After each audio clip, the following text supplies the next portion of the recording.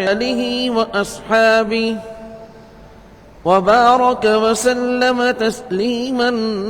كثيرا كثيرا. أما بعد فأعوذ بالله من الشيطان الرجيم. بسم الله الرحمن الرحيم.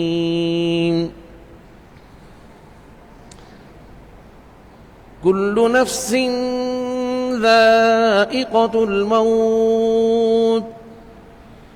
وإنما توفون أجوركم يوم القيامة فمن زحزح عن النار وأدخل الجنة فقد فاز وما الحياة الدنيا إلا متاع الغرور. صدقت يا ربنا ويا رب العالمين.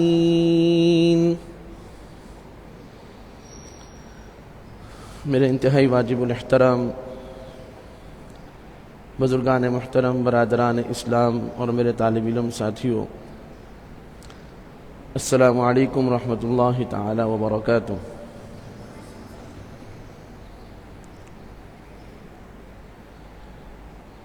آج دنیا میں کامیاب کون ہے اور ناکام کون ہے، اس موضوع کے اوپر ہر آدمی کی اپنی رائے ہے۔ چنانچہ بہت سارے لوگ یہ سمجھتے ہیں کہ اگر کسی شخص کو دنیا میں اس کی کوشش کا، اس کی محنت کا صلہ مل گیا کہ ایک آدمی تاجر ہے، تاجر ہونے کی حیثیت سے اس نے بہت مال کمایا، جائیداد بنائی اور بہت سی اللہ تعالیٰ کی نعمتیں اکٹھی کر لی، تو تاجروں کا، اس کے دوستوں کا، اس کی فیملی کا تصور یہ ہے کہ یہ شخص کامیاب ہو گیا۔ اگر کسی آدمی کے ذہن میں یہ ہے کہ میں زراعت کا جو شعبہ ہے اس میں میں اپنے علاقے کا ایک بڑا جاگیردار اور ایک بڑا زمیندار کہلاؤں،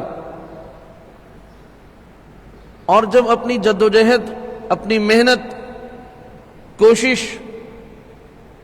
اور اللہ تعالیٰ کے فضل و کرم کے نتیجے میں یہ چیزیں اس کے پاس جمع ہو گئی، اس کی ایک بڑی جائیداد بن گئی، تو یہ سمجھتا ہے کہ میں کامیاب ہو گیا، اور اس کے فیملی کے لوگ، اس کے دوست احباب، وہ بھی یہی کہتے ہیں کہ یہ شخص کامیاب ہو گیا۔ اگر کسی کے ذہن میں یہ ہے کہ میں نے فلاں عہدہ حاصل کرنا ہے، فلاں میں نے سرکاری جاب حاصل کرنی ہے، فلاں چیز میں نے حاصل کرنی ہے،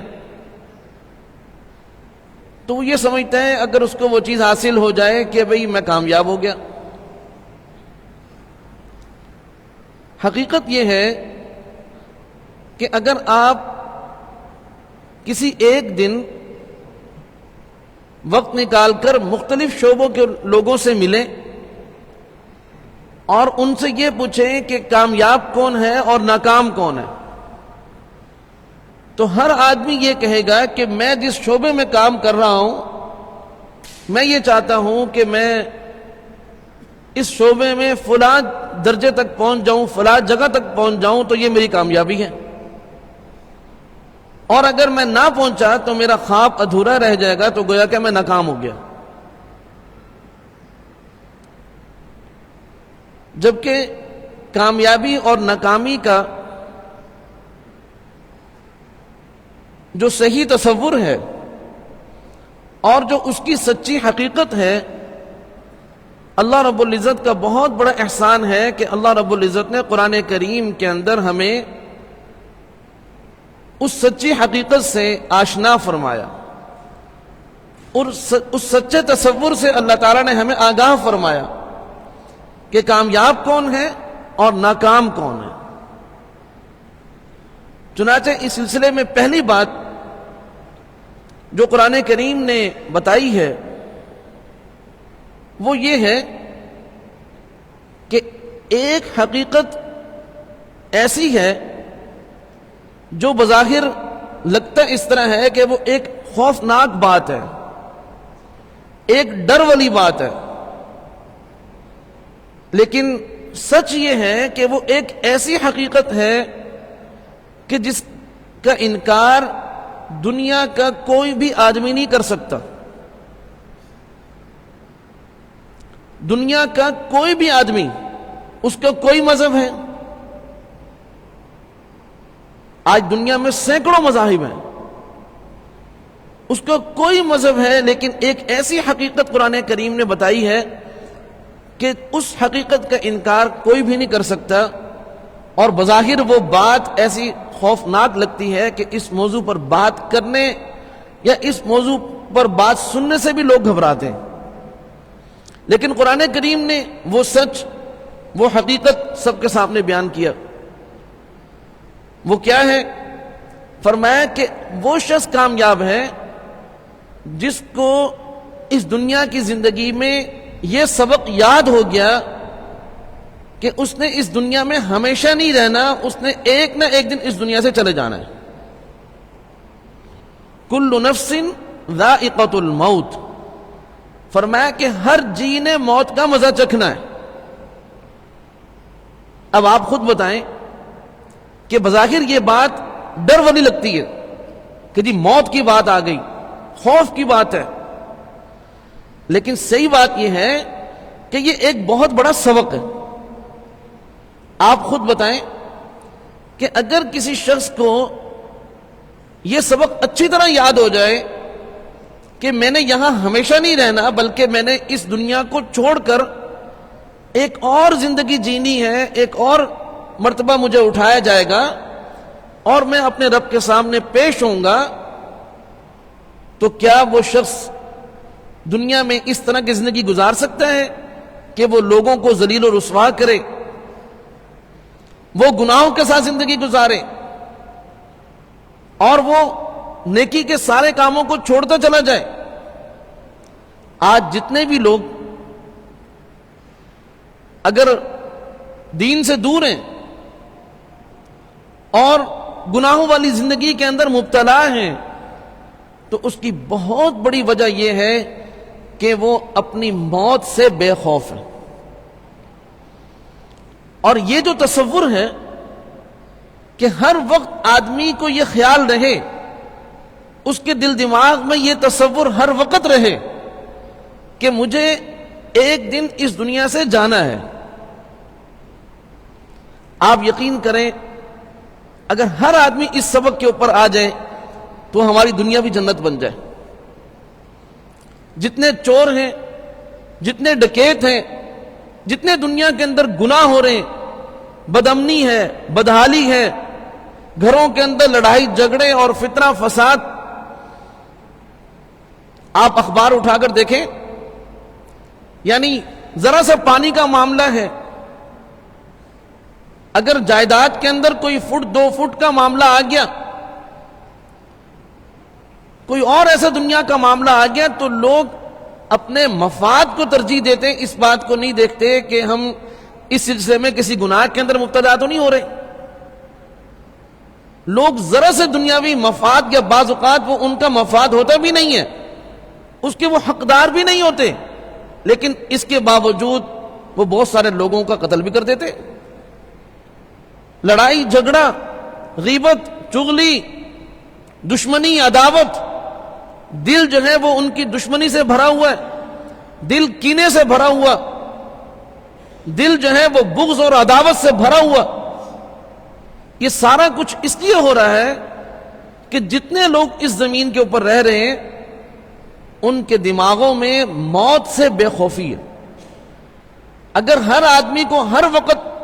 جو قرآن کریم نے یہ سبق پڑھایا ہے کہ کل نفس ذائقۃ الموت، کہ ہر نفس نے جو ہے، ہر جی نے جو بھی پیدا ہوا ہے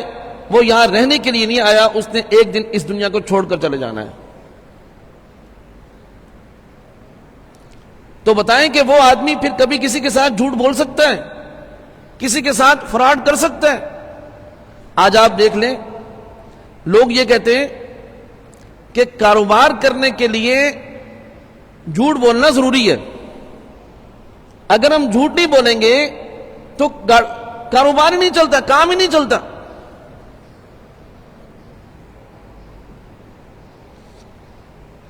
ایک صاحب نے مجھے کہا کہ بھئی میں نے ایک چیز کسی کو بیچی ہے، اب وہ چیز اگر میں جھوٹ نہ بولتا تو میری وہ چیز بکتی تھی مثال کے طور پر 2 لاکھ روپے کی، لیکن میرے پاس ایک گاہک آیا، وہ مجھ پر اعتماد کرتا تھا، تو میں نے اس کو یہ کہا کہ مجھے جو قیمت لگ گئی ہے وہ آپ مجھے دے دیں، میں آپ کو یہ چیز دے دیتا ہوں، آپ کو اس کا مالک بنا دیتا ہوں۔ اس نے کہا ٹھیک ہے جی، مجھے آپ پر اعتماد ہے، آپ بتائیں کہ آپ کو کیا قیمت لگی۔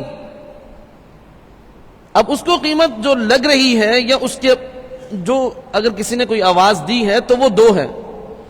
اب وہ کہہ رہے جی مجھے اس کی قیمت لگی ہے 2.5، اور وہ آدمی اس کے اوپر اعتبار کر رہے ہیں اور وہ 2.5 لاکھ روپے اس کو دے کر چلا گیا۔ اور یہ ایک ایسی بات ہے جو کاروباری لوگ بہت اچھی طرح جانتے ہیں کہ ہماری مارکیٹوں میں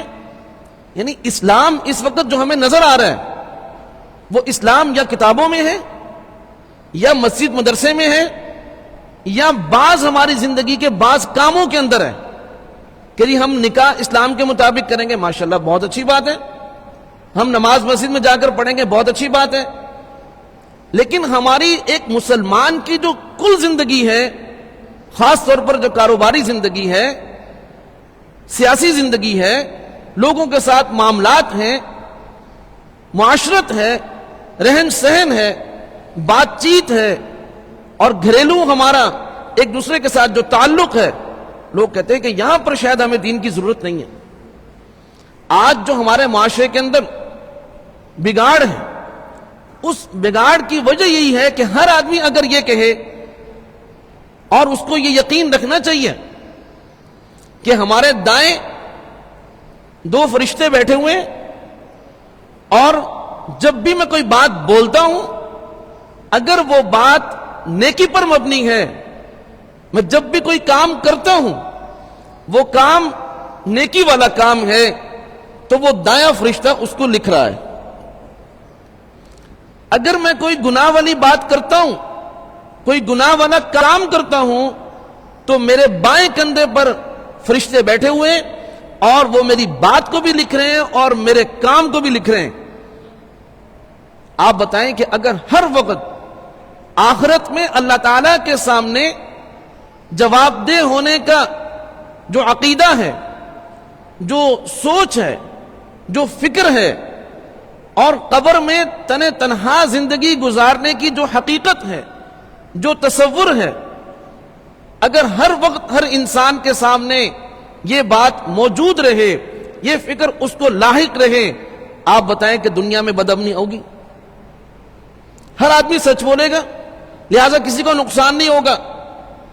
ہر آدمی اپنے حق کی جو بات کرے گا دوسرے کا حق لینے کی فکر نہیں کرے گا، دنیا میں کوئی لڑائی جھگڑا نہیں ہوگا، کوئی فتنہ فساد نہیں ہوگا۔ اگر گھروں میں شوہر جو ہے وہ اپنے بیوی کے حقوق ادا کرے، اس لیے کہ اس کو پتا ہے کہ اگرچہ یہ میری بیوی ہے، میرے نکاح میں ہے، لیکن اس کو پتا ہے کہ میں اس کے ساتھ جو معاملہ کروں گا آخرت میں مجھے اللہ تعالیٰ کے سامنے اس کا جواب دینا ہے، تو وہ کبھی اپنی بیوی کے ساتھ زیادتی نہیں کرے گا۔ اگر بیوی کو اس بات کا پتہ ہے کہ یہ میرا شوہر ہے اور میرے ذمے جو اس کے حقوق ہیں وہ میرے ذمے فرض ہیں، میں اگر ان کو صحیح ادا کروں گا تو قیامت کے دن مجھے اجر ملے گا، اور اگر میں صحیح ادا نہیں کروں گی تو قیامت کے دن میری اس پر پکڑ ہوگی۔ آپ بتائیں کہ گھروں میں پیار، محبت، ایک دوسرے کے ساتھ ہمدردی، اثار اور قربانی، یہ سب چیزیں خود بخود پیدا ہو جائیں گی کہ نہیں ہو جائیں گی؟ بنیادی بات وہی ہے کہ آج ہماری مجلسوں میں ہم موت کا تذکرہ نہیں کرتے، اس لیے نہیں کرتے کہ یہ ایک خوف کی بات ہے۔ مولوی صاحب آپ کو کیا ہو گیا کہ آپ موت کی باتیں کر رہے ہیں؟ یہ کوئی خوف کی بات نہیں ہے۔ قرآن کریم نے اس کا بار بار تذکرہ کیا۔ رسول کریم صلی اللہ علیہ وسلم اپنی مجالس میں بار بار موت کا تذکرہ فرماتے تھے، اس لیے کہ یہ ایک ایسا سبق ہے جو دنیا کے امن کا، دنیا میں محبت اور پیار کا، دنیا میں ایک دوسرے کے حقوق ادا کرنے کا سب سے مؤثر ذریعہ ہے۔ آج یہی تصور جھوٹ بول کر کاروبار کیا جا رہا ہے، عیب شدہ چیز جو ہے وہ بے عیب بتا کر بیچی جا رہی ہے۔ آپ ایک مال جو ہے وہ 5 تاریخ کو کسی کو ڈیلیور نہیں کر سکتے، لیکن اس کو اطمینان دلا کر کہ آپ مجھے اتنی پیمنٹ کر دیں، اتنی بعد میں کریں یا ساری ایڈوانس کریں، اور جو ہے وہ آپ کو 5 تاریخ کو مال آپ کے گھر پہنچ جائے گا، آپ کے گودام میں پہنچ جائے گا، آپ کی دکان پر پہنچ جائے گا، اور وہ شخص اپنے معاملات آگے کر لیتا ہے۔ لیکن اب اس کو معلوم ہے کہ میں 5 تاریخ تک مال بنا کر اس کو نہیں دے سکتا، لیکن اس کے باوجود وہ جھوٹا وعدہ کر رہا ہے۔ ایک مسلمان کسی دوسرے مسلمان کے ساتھ کیا، کسی انسان کے ساتھ بھی، اگرچہ وہ ہندو ہو، اگرچہ وہ عیسائی ہو، وہ انگریز ہو، یہودی ہو، کوئی بھی ہو، کوئی اس کا مذہب ہے، ایک مسلمان کی شان یہ نہیں ہے کہ وہ اس کے ساتھ جھوٹ بولے، اس کے ساتھ فراڈ کرے، اس کے ساتھ غلط بیانی کرے، جھوٹا وعدہ کرے اور جھوٹی قسمیں کھائے۔ ایک مسلمان قطعاً یہ بات نہیں کر سکتا۔ مسلمان کی شان یہ ہے کہ وہ اپنے وعدے کا پابند ہوتا ہے، وہ اپنے قول کا پابند ہوتا ہے، وہ اپنی بات کا پابند ہوتا ہے، وہ جو معیار بتاتا ہے اس معیار کا پابند ہوتا ہے۔ لیکن آج آپ دیکھ لیں، میں ایک بات آپ سے کرتا ہوں میرے مسلمان بھائیوں، آپ میں سے بہت سارے لوگ تاجر بیٹھے ہوئے ہیں، آپ بتائیں کہ اگر آج دنیا کا کوئی کافر وہ ہمارے پاس آ کر پاکستان میں مسلمان ہو جائے اور وہ کہے جی جس اسلام کی اور جس دین کی بات آپ لوگ کرتے ہیں وہ دین مجھے دکھاؤ کہاں ہے، اب آپ اس کو مسجد میں لائیں گے، مسجد میں آپ اس کو کیا پورا اسلام دکھا سکتے ہیں؟ آپ اس کو مدرسے میں لائیں گے، کیا آپ مدرسے میں اسلام کی تعلیم تو اس کو دکھا سکتے ہیں، لیکن پریکٹیکل اسلام تو آپ نہیں دکھا سکتے، عملی زندگی تو اسلام کی آپ مسجد مدرسے کے اندر نہیں دکھا سکتے۔ عملی زندگی کے لیے آپ اس شخص کو جو نیا مسلمان ہوا ہے اگر آپ اپنی مارکیٹ میں لے جائیں، وہ آپ کی غلہ منڈی ہو، وہ آپ کی لکڑ منڈی ہو، وہ کوئی آپ کی منڈی ہے، آپ بتائیں کہ وہ وہاں جا کر یہ سمجھے گا کہ یہاں پر اسلام ہے؟ وہ قطعاً نہیں مانے گا کہ جو اسلام آپ نے مجھے بتایا تھا وہ اسلام مسلمانوں میں نظر نہیں آ رہا۔ آپ نے اسلام میں حیا اور پردے کی بات کی تھی، میں اب بازار جانا چاہتا ہوں، مجھے دکھاؤ کہ آپ کے بازار میں حیا اور پردہ کتنا نظر آ رہا ہے، وہاں پر اس کو حیا اور پردہ نظر نہیں آئے گا۔ آپ اس کو کسی تعلیمی ادارے میں لے جائیں کہ ہم دین کی تعلیم بھی دیتے ہیں، دنیا کی تعلیم بھی دیتے ہیں، کیا ہمارا وہ ماحول کہ جس میں ہماری بچیاں باہر جا کر یونیورسٹی، کالج اور اسکول میں پڑھ رہی ہیں، کیا وہاں پر اسلام کا اور دین کا ماحول موجود ہے؟ ہم اس کو مطمئن نہیں کر سکتے، یہ آپ کی میری مشترکہ بات ہے۔ اس میں اگر قصوروار ہیں تو ہم سب خود ہیں۔ اگر ہم اس کو عدالت کے اندر اور کچہریوں کے اندر لے جائیں تو کیا آج ہماری عدالتیں انصاف مہیا کر رہی ہیں؟ کیا جو ہمارے انصاف کے ادارے ہیں جو لوگوں کے درمیان فیصلے کرتے ہیں، کیا وہاں پر لوگوں کو انصاف مل رہا ہے؟ کیا یہ ماڈل کے طور پر کہ یہ اسلام کا ماڈل ہے، یہ رسول اللہ صلی اللہ علیہ وسلم کا بنایا ہوا ماڈل ہے، یہ خلفائے راشدین کا بنایا ہوا ماڈل ہے، ہم کوئی پیش کر سکتے ہیں ان کو؟ اگر وہ ہمارے پارلیمانی نظام کو دیکھنا چاہیں کہ یہاں پر قرآن و سنت پر کس قدر عمل درآمد ہو رہا ہے، قرآن و سنت کے مطابق کیسے یہاں پر سیاسی فیصلے ہو رہے ہیں، تو کیا ہم دکھا سکتے ہیں؟ بات یہ ہے کہ آج ہمارے قول کے اندر بھی غلطیاں ہیں اور ہمارا فعل تو ہمارے قول کے بھی خلاف ہے. وجہ اس کی وہی جو میں نے عرض کیا کہ بہت بڑی ایک حقیقت جس کو ہم نے خوف کے نام پر ترک کر دیا, اس کا تذکرہ ہی چھوڑ دیا کہ جی موت کی بات نہ کرو, زندگی کی بات کرو. بھائی یہ دنیا کی زندگی اسی وقت بنے گی جب موت کی فکر ہر وقت انسان کے ساتھ رہے گی, پورے معاشرے کے ساتھ جب موت کی حقیقت رہے گی, جب موت کی یاد معاشرے کے ہر فرد کو ہوگی, تب یہ دنیا کی زندگی بنے گی. اگر موت کا تصور نکال دیا جائے, آخرت کا تصور نکال دیا جائے, آخرت کی فکر نکال دی جائے, قبر کی جو زندگی ہے اگر اس کو نکال دیا جائے, تو یہ دنیا کی زندگی کبھی پرامن اور خوشحال, انصاف پسند اور ایک ماڈل کے طور پر یہ دنیا کی زندگی کبھی بھی نہیں بن سکتی. قرآن کریم نے کیا بتایا؟ وَإِنَّمَا تُوَفَّوْنَ أُجُورَكُمْ يَوْمَ الْقِيَامَةِ, کہ دنیا میں تم جو کچھ کرتے ہو قیامت کے دن اس کا بدلہ تمہیں دیا جائے گا. ایسا نہیں ہے کہ کوئی آدمی یہ سوچتا رہے کہ میں اپنے کھیت میں کوئی کانٹے دار چیز بو کر پھر میں اس بات کا خیال کروں کہ وہاں سے مجھے کوئی پھلدار چیز ملے گی. یہ کیسے ممکن ہے؟ ایک آدمی اپنے کھیت میں کانٹے دار جو ہے وہ کھیتی بو رہا ہے اور اس کا خیال یہ ہے کہ مجھے نتیجے کے طور پر بعد میں جب میں اس فصل کو کاشت کروں گا تو مجھے کوئی پھل ملیں گے, مجھے کچھ میوے ملیں گے, مجھے کچھ پھول ملیں گے. یہ ناممکن بات ہے. انسان اس دنیا میں رہ رہا ہے, الدنیا مزرعۃ الآخرہ,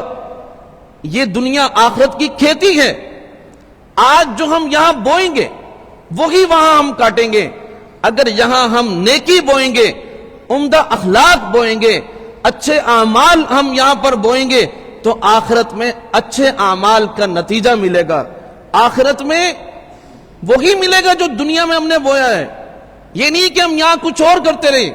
یہاں ہم لوگوں کے ساتھ جھوٹ بولتے رہیں, فراڈ کرتے رہیں, ان کا مال غصب کرتے رہیں, ان کے حقوق پامال کرتے رہیں, لوگوں کو ذلیل و رسوا کرتے رہیں, اور ساتھ ساتھ ہمیں یہ بھی یقین ہو کہ جب ہم آخرت میں جائیں گے تو وہاں پر ہمارا استقبال ہوگا. یہ ناممکن بات ہے, یہ ہو ہی نہیں سکتا. اگر اللہ کے راستے میں دوبارہ بول رہا ہوں, اللہ کے راستے میں کسی ملک, وطن یا اپنی قوم یا اپنے قبیلے کی حمایت کی بات نہیں کر رہا, کوئی اپنے حق کے تحفظ میں مارا جائے اس کی بات بھی نہیں کر رہا. ایک آدمی اللہ کے دین کے غلبے کی خاطر اللہ کے راستے میں شہید ہوا ہے, اگر اس نے بھی کسی کا قرض دینا ہے اور وہ قرض کا انتظام کر کے نہیں شہید ہوا, قیامت کے دن وہ بھی اس وقت تک جنت میں نہیں جائے گا جب تک کہ قرض کا حساب نہیں چکائے گا. ایک عام آدمی کی بات نہیں ہے. یہ اللہ کے راستے میں وہ شخص ہے جو شہید ہوا ہے. حقوق اللہ بہت اہمیت رکھتے ہیں, حقوق العباد اس سے بھی زیادہ اہمیت رکھتے ہیں. تو جو ہم دنیا کے اندر بوئیں گے وہی آخرت میں کاٹیں گے. احادیث مبارکہ کا خلاصہ یہ ہے کہ جنت چٹیل میدان ہے, جنت غیر آباد جگہ ہے. جنت ہر آدمی کے نام وہاں کے پلاٹ ہو چکے ہیں. آج آپ اور میں یہاں سب بیٹھے, میرے اور آپ کے نام کے پلاٹ وہاں پر الاٹ ہو چکے ہیں, لیکن وہاں کچھ بنا ہوا نہیں ہے. اگر ہم نے نہیں بنایا تو وہ چٹیل میدان ہے. فرمایا کہ تم نے اپنے اعمال سے اس کو بنانا ہے. اگر دنیا کے اندر کوئی اللہ کا گھر بنائے گا تو فرمایا وہاں پر اس کا محل بنے گا. اگر دنیا کے اندر کوئی ایک آدمی ایک دفعہ سبحان اللہ کہے گا تو اس چٹیل میدان میں ایک درخت لگ جائے گا. یہ احادیث کیا بتا رہی ہیں اور بھی اس طرح کی بہت ساری احادیث ہیں. یہ احادیث یہ بتا رہی ہیں کہ اس جنت کو تم نے اسی دنیا میں رہتے ہوئے تعمیر کرنا ہے. یہ ممکن نہیں ہے کہ ہم یہاں پر رہتے ہوئے خدا نہ خواستہ کام تو وہ کر رہے ہیں کہ جس سے جہنم میں جگہ بن رہی ہے، اور چاہ یہ رہے ہیں کہ میں اگر کسی کو گالی دے رہا ہوں اس کے باوجود میرے لیے جنت میں محل تیار ہو جائے، اگر میں کسی کی غیبت کر رہا ہوں اس کے باوجود میرے لیے وہاں کوئی درخت لگ جائے، اگر میں ماں باپ کی نافرمانی کر رہا ہوں تو اس کے باوجود میرے لیے وہاں پر اس راحت کا انتظام ہو جائے، اگر میں بحیثیت شوہر اپنی بیوی پر ظلم کر رہا ہوں، یا کوئی عورت وہ اپنے شوہر کی نافرمانی کرتی ہے، اپنی عصمت اور پاک دامنی کی حفاظت نہیں کرتی، اب وہ یہ سوچے کہ وہاں پر مجھے جو اجر ملنے والا ہے وہ تو پتہ نہیں کیا سے کیا ہوگا. یہ وہ تصورات ہیں جو ہم نے خود گھڑ لیے. قرآن و حدیث نے یہ تصورات نہیں بتائے. قرآن و حدیث کی تعلیمات بالکل واضح ہیں کہ یہ دنیا یہاں جو تم کرو گے آخرت میں وہی پاؤ گے. یہ وہ حقیقت ہے آج جس کو ہم نے جھٹلا دیا. آج ہم یہ سوچتے ہیں کہ اللہ غفور الرحیم ہے، اللہ تعالیٰ بس ہمیں معاف کر دیں گے. بھائی بات یہ ہے کہ اللہ غفور الرحیم ہے، اس کا مطلب کیا ہے؟ کہ ایک آدمی ہم سے پیار کرتا ہے تو کیا ہم اس کے پیار کا بدلہ اس کو یہ دیں کہ ہم اس سے دشمنی شروع کر دیں؟ اللہ غفور رحیم ہے کیا مطلب نماز نہ پڑھیں؟ اللہ غفور رحیم ہے مطلب یہ کہ تم اور اللہ کے قریب آ جاؤ. وہ پیار کرنے والا ہے، تم اس سے اور زیادہ پیار کرو. یہ ہے اللہ کے غفور رحیم ہونے کا مطلب. ہماری نمازیں اس قابل نہیں ہیں کہ اللہ کے حضور ہم پیش کر سکیں، لیکن ہم یہ کہہ سکتے ہیں کہ میرے اختیار میں یہ تھا کہ میں مسجد آؤں، باوضو آؤں، مسجد میں آ کر اللہ کے حضور نماز ادا کروں. اللہ غفور رحیم ہے، میری نماز اس قابل تو نہیں ہے کہ میں اسے اس کے حضور پیش کر کے کہوں کہ اس کے قبول کر لیجئے، لیکن اللہ غفور رحیم ہے، ٹوٹی پھوٹی قبول کر لے گا. یہ مطلب تو ٹھیک ہے، لیکن یہ مطلب کہ میں نہ نماز پڑھوں، نہ میں روزے رکھوں، نہ میں نیکی تقوی والی زندگی گزاروں، سچ اور جھوٹ میں کوئی فرق نہیں، جس کے ساتھ چاہے جھوٹ بول دیا، جب اپنا مطلب آیا سچ بول دیا، مطلب کی اور غرض کی، اور دنیا پرست زندگی گزار کر دنیا سے جا رہا ہے کہ جی اللہ غفور رحیم ہے. یہ وہ تصورات ہیں جو ہم نے خود گھڑ لیے. شریعت نے، دین نے، اسلام نے ایسی کوئی تعلیمات ہمیں نہیں دی ہیں. قرآن کریم نے کیا بتایا کہ جو تم اس دنیا میں کرو گے آخرت میں وہی ملے گا. اور میرے دوستوں اگلی بات سنیں قرآن کریم کی. میں نے جیسے عرض کیا، بس بات مکمل کرتا ہوں کہ تصور یہ ہے کہ فلاں آدمی بڑا تاجر بن گیا وہ کامیاب ہو گیا، فلاں بڑا زمیندار بن گیا وہ کامیاب ہو گیا، فلاں بڑا افسر بن گیا، فلاں بڑے سیاسی عہدے پر پہنچ گیا وہ کامیاب ہو گیا. قرآن کریم کہتا ہے نہیں، اللہ کہتے ہیں فَمَنْ زُحْزِحَ عَنِ النَّارِ، کہ جو آخرت میں میرے حضور پیش ہوا، اس حال میں پیش ہوا کہ میں نے اس کے لیے یہ فیصلہ کیا کہ یہ اپنی دنیا کی زندگی اس قدر خوبصورت گزار کر آیا، ایمان اور تقوی کے ساتھ گزار کر آیا، ایمان اور یقین کے ساتھ گزار کر آیا، نیک اعمال کے ساتھ گزار کر آیا، گناہوں سے بچ کر یہ زندگی گزار کر آیا ہے، صاف ستھرا دل لے کر میرے پاس آیا ہے، صاف ستھری زندگی لے کر میرے پاس آیا ہے، شریعت اور دین والی زندگی لے کر میرے پاس آیا ہے، سنت والی مبارک زندگی میرے پاس لے کر آیا ہے. اللہ فرماتے ہیں میں عدالت لگاؤں اور میں یہ فیصلہ کروں کہ اس شخص کو جہنم میں نہیں بلکہ جنت میں بھیج دو. فَمَنْ زُحْزِحَ عَنِ النَّارِ، فرمایا کہ جو جہنم میں جانے سے بچ گیا، فَمَنْ زُحْزِحَ عَنِ النَّارِ وَأُدْخِلَ الْجَنَّةَ فَقَدْ فَازَ، کہ اللہ یہ فیصلہ فرمائے کہ اس کو جنت میں داخل کر دیا جائے، یہ شخص کامیاب ہے. دنیا کے سارے تصورات، دنیا کی ساری ڈگریاں، دنیا کی ساری شیلڈز، دنیا کے ساری سرٹیفکیٹ، دنیا کی ساری واہ واہ وہ دھری کی دھری رہ جائے گی، اس کی کوئی حقیقت نہیں، کوئی حیثیت نہیں. یہ سب چیزیں دنیا کی ہیں, یہی رہ جائیں گی, عارضی ہیں. ایک شخص کو دنیا والے غلط سمجھ رہے, ناکام سمجھ رہے کہ اس نے دنیا کچھ نہیں بنائی, اور اللہ اس کے لیے فیصلے فرما دے جنت کے. اللہ فرماتے ہیں کامیاب وہ ہے جو جہنم سے بچ کر جنت میں جانے والا بن جائے. فمن زحزح عن النار وادخل الجنة فقد فاز وما الحیات الدنیا الا متاع الغرور. اس حقیقت کو سمجھ لو کہ جس دنیا کی زندگی کو تم اصل سمجھ کر اس کے لیے دن رات ایک کر رہے ہو, کاروبار کا معاملہ آئے تو کہتے ہیں جاگنا پڑتا ہے, نیند قربان کرنی پڑتی ہے. کاروبار کے لیے کوئی میٹنگ آ جائے تو کوئی بات نہیں, کھانا آگے پیچھے کر لو, کوئی مسئلہ نہیں. کاروباری کوئی مسئلہ آ جائے تو بھی آپ اپنی سارا آرام اور ساری مصروفیات آگے پیچھے کر سکتے ہیں. لیکن جب نماز کی بات آئے, جب دین کی بات آئے, اگر تہجد کے لیے جاگنا پڑے, اگر فجر کی نماز کے لیے جاگنا پڑے, تو کہتا ہے کہ مجھے اپنی صحت کا بھی تو خیال کرنا ہے, مجھے اپنی فلاں چیز کا بھی تو خیال کرنا ہے. سمجھ آ گئی کہ اس کے نزدیک دنیا اصل ہے اور آخرت کی وہ سچائی اس کے دماغ میں ابھی نہیں بیٹھی, اس کے دل دماغ میں وہ راسخ نہیں ہوئی. جس شخص کے دل میں آخرت اصل ہوتی ہے, آخرت کو وہ ترجیح دیتا ہے, میرے دوستو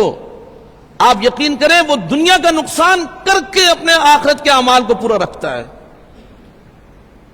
حضرات صحابہ اکرام کو اپنی جائیدادیں قربان کرنی پڑی, اپنے خاندان قربان کرنے پڑے, لیکن آپ دیکھ لیں کہ وہ ایک نماز کیا, وہ ایک مستحب اور ایک سنت کو بھی ترک کرنے کے لیے تیار نہیں ہے. اس لیے کہ ان کو پتا ہے یہ سنت مجھ سے رہ گئی تو آخرت میں محروم ہو جاؤں گا. اس لیے میرے بزرگوں, میرے دوستوں, میرے بھائیوں, میرے طالب علم دوستوں, ساتھیوں, مجھے اور آپ کو اس حقیقت کو سمجھنا ہے کہ کامیاب وہ ہے جو موت کو یاد رکھے اور جو نیک اعمال اور نیکی تقوی والی زندگی اختیار کرے, برائیوں والی زندگی سے اپنے آپ کو بچا کر رکھے, کسی کے ساتھ دھوکہ فراڈ اور فتنہ فساد نہ پھیلائیں, اور آخرت کی تیاری رکھے, اور جب اللہ کے حضور پیش ہو تو اللہ اس کو دیکھ کر خوش ہو جائے اور وہ اللہ کو دیکھ کر خوش ہو جائے. آدمی کی ساری تکلیف دور ہو جائے گی اور اللہ اس کے لیے جنت کے فیصلے فرمائے, جہنم سے اس کو محفوظ رکھیں. اللہ تعالی ہم سب کو اس دنیا کی بے ثباتی, دنیا کے جھوٹے پن, اللہ تعالیٰ یہ اس حقیقت کو ہمیں نصیب فرمائے, اور آخرت کا یقین, آخرت کی فکر اور نیک اعمال والی زندگی اللہ تعالیٰ ہم سب کو نصیب فرمائے. وآخر دعوانا ان الحمد للہ. يا نفس إن لم تظفري لا تجزعي وإلى